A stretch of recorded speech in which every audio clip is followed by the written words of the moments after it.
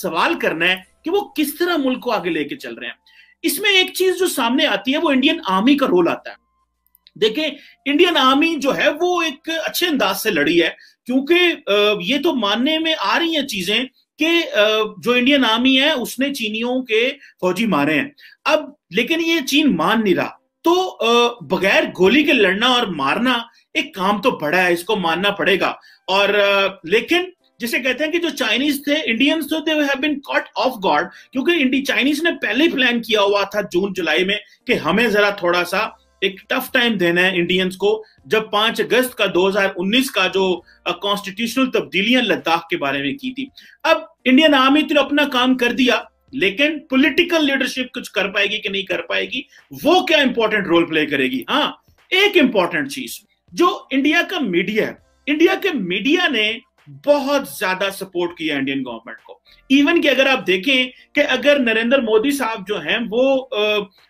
वो अगर उनकी तरफ से साइलेंस भी शो हुई, तो मीडिया ने एज ए नेशनल रिस्पॉन्सिबिलिटी इसको देखा और कहा नहीं, हमें अपने मुल्क को बचाना है, हमें अपने मुल्क की बात करनी है, हमें अपने मुल्क को चाइना के मुकाबले में अच्छे तरीके से पे जो पब्लिक सेंटिमेंट्स थे वो लेके आए। अब इसमें देखा जाए तो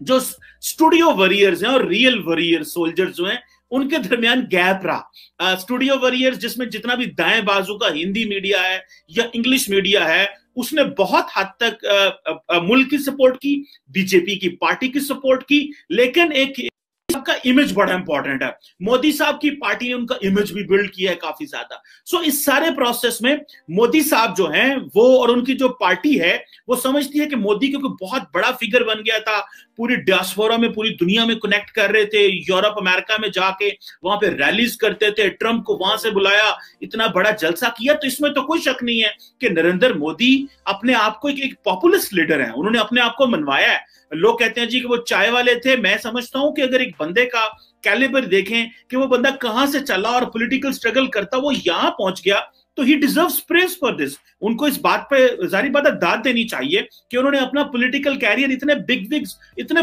बड़े बड़े जो लोग हैं उनके अंदर से उठ के वो एक प्राइम मिनिस्टर की कैंडिडेट बने और दूसरी दफा उससे भी बड़ी मेजोरिटी ले ली, तो ये तो उनको क्रेडिट जाता है। लेकिन क्या प्राइम मिनिस्टर मोदी इस वक्त फंस चुके हैं? क्योंकि ऑपोजिशन तो कह रही है कि आप बोल ही नहीं रहे, और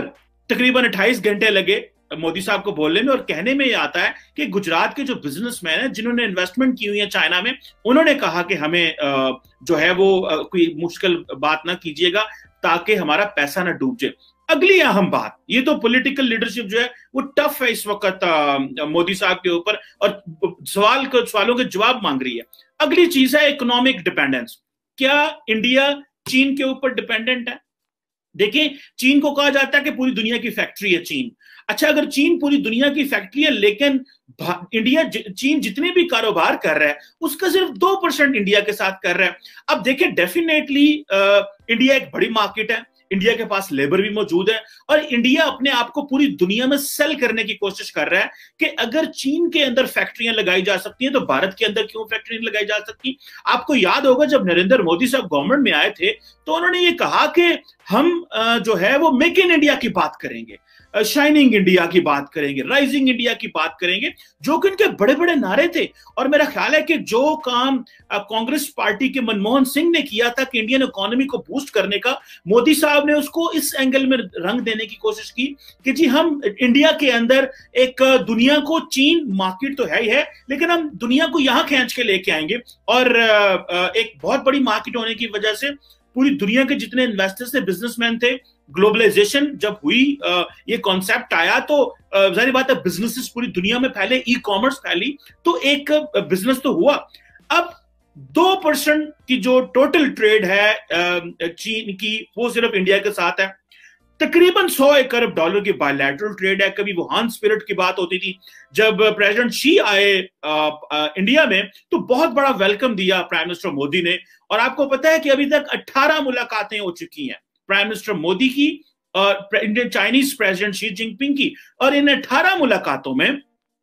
दोनों लीडर्स ने बहुत आगे जाने की कोशिश की, और बात तो यहां तक चली कि $500 अरब की बायलैटरल ट्रेड करेंगे। अच्छा, दोनों मुल्कों में पोटेंशियल मौजूद है, लेकिन अब देखना यह है कि इस वाकये के बाद जो कॉन्स्टिट्यूशनल तब्दीलियां की इंडिया ने 5 अगस्त को, पाकिस्तान और कश्मीर तो जो उससे इफेक्ट हुआ उसको एक साइड पे छोड़ें, मैं सिर्फ इंडिया और चाइना की बात कर रहा हूं। इंडिया को इस चीज का जारी बात है, इंडिया अपना वो इमेज बिल्डिंग कर रहा था। चीन को यह था कि अगर नरेंद्र मोदी इतना बड़ा इमेज बना गए तो फिर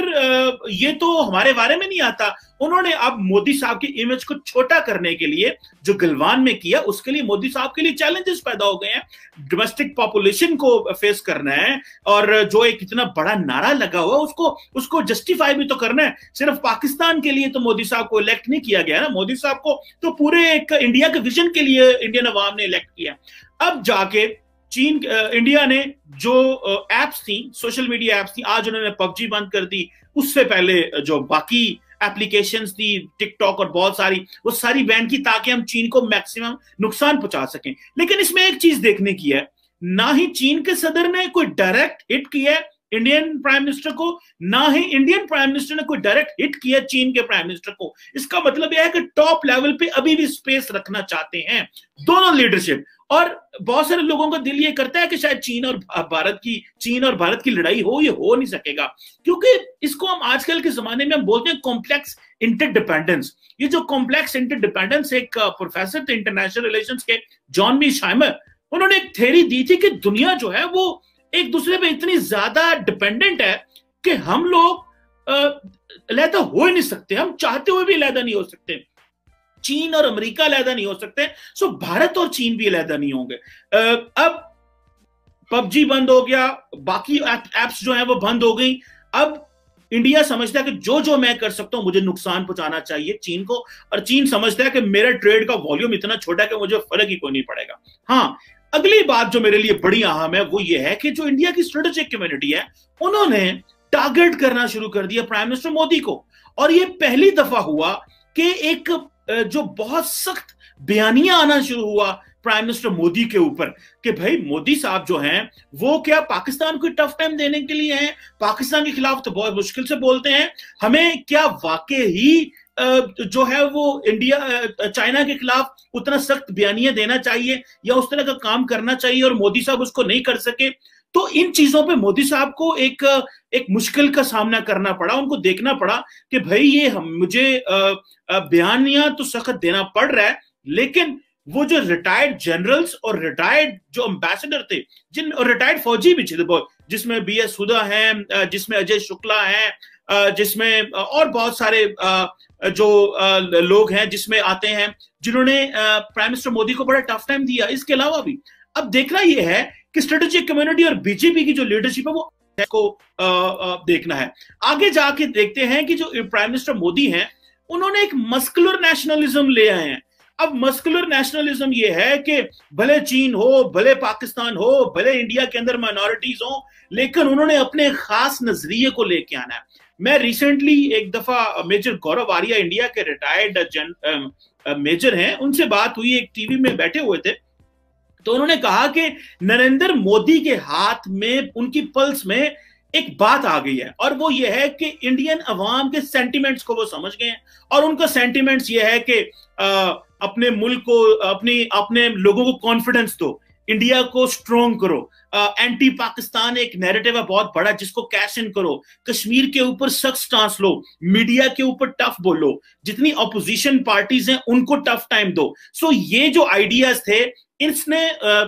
बीजेपी को बहुत सपोर्ट किया और मस्कुलर नेशनलिज्म लेके आए, जो कि डोमेस्टिकली बड़ी काम कर गई, पाकिस्तान के हवाले से उनको बहुत फायदा हुआ, लेकिन चीन में आके वो उस तरह डिलीवर नहीं कर पाए। सो ये एक अहम चीज है जिसको प्राइम मिनिस्टर मोदी को बहुत सारे लोग कह रहे हैं कि इसको रिवाइज करें, अदरवाइज आप एक पॉपुलिस्ट लीडर बन रहे हैं, और अभी जो प्राइम मिनिस्टर मोदी है उनको इसका टारगेट भी बन पा रहे हैं। एक अहम फैक्टर है इंटरनेशनल कम्युनिटी कहां खड़ी है इंडिया और चाइना के मामले में। मैं इसको स्ट्रेटेजिक लेवल पे डिस्कस कर रहा हूं, मैं इसको टेक्टिकल लेवल पे, जहां वे फौजी आपस में लड़ रहे हैं, उस लेवल पे नहीं कर रहा कि फिंगर 4 पे क्या हुआ, फिंगर 3 पे क्या हुआ। सो इंटरनेशनल कम्युनिटी ने बड़ा जो रोल देखा है, उसमें उन्होंने फौजी जवानों की जाने पे तो भारत के साथ इजहार यकजहती शो किया बहुत सारे लोगों ने, फ्रांस ने, अमेरिका ने, बहुत सारे लोगों में, लेकिन नॉर्मली उन्होंने साइलेंस रखी है और चीन को कास्टिगेट या तनकीद का सामना नहीं बनाया उन्होंने। वो खामोश रहे हैं कि भाई ये क्योंकि चीन सबका ट्रेडिंग पार्टनर है, चीन पूरी दुनिया में बिजनेस करता है, तो ये चीजें जो हैं वो एक बड़ी अहम है। सो लिहाजा खामोश रहें, जितना ज्यादा खामोश रहेंगे उतना ही बेहतर रहेगा, क्योंकि इंडिया भी उनके लिए इंपॉर्टेंट है और चीन भी उनके लिए इंपॉर्टेंट है। दोनों मार्केट्स हैं, इंडिया बहुत बड़ी मार्केट है, सपोर्ट करना साथ बनता है। चीन के साथ वैसी ऑलरेडी स्टैब्लिश्ड रिलेशनशिप है, पूरी दुनिया ने कोविड-19 चीन से ले लिया है बिकॉज कारोबार की वजह से, क्योंकि सबके कारोबार हैं तो वो खत्म नहीं हो सकते। सो इंटरनेशनल कम्युनिटी ने मिला जुला रुझान दिया, सबने ये कहा कि भाई खामोशी होनी चाहिए, लड़े नहीं, आपस में मिल के बैठ के फैसला करें, लेकिन किसी ने को चाइना को प्रेशराइज नहीं किया, ये याद रखें। ओवरऑल जो एक चीज देखी जाए, चाइना जो नैरेटिव की जंग थी वो जीत गया था इंडिया के मुकाबले में। वो इस तरह, क्योंकि चीन ने शो नहीं किया हमारे कितने फौजी मारे गए, वो इस तरह के चीन सिक्रेसी से काम लेता है, वो इस तरह के चीन अपनी हर चीज शेयर नहीं करता। इंडिया के अंदर मीडिया की